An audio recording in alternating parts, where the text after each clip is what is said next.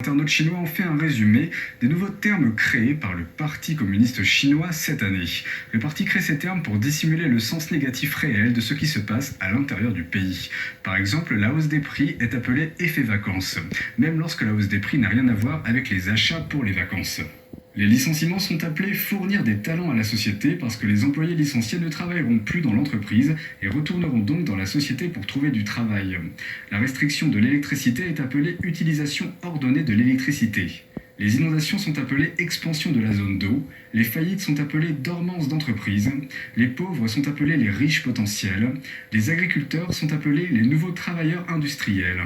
En modifiant les termes et leur signification, le Parti communiste chinois, ou PCC, donne aux situations négatives une connotation positive ou neutre.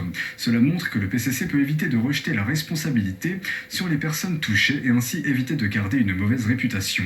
L'élément le plus important cette année a été l'apparition du virus du Parti communiste chinois, ou SARS-CoV-2. Pour cela, le PCC a également donné un nouveau terme.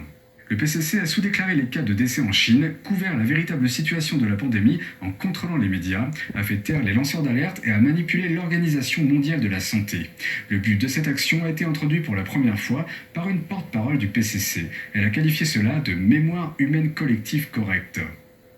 Le parti n'a pas commencé à embellir les termes négatifs ou à déplacer le sens des mots de cette façon simplement depuis l'année dernière.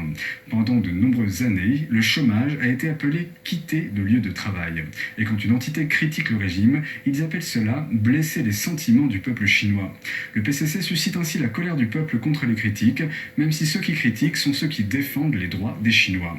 Cette technique de propagande permet également de détourner l'attention loin des méfaits du Parti communiste chinois.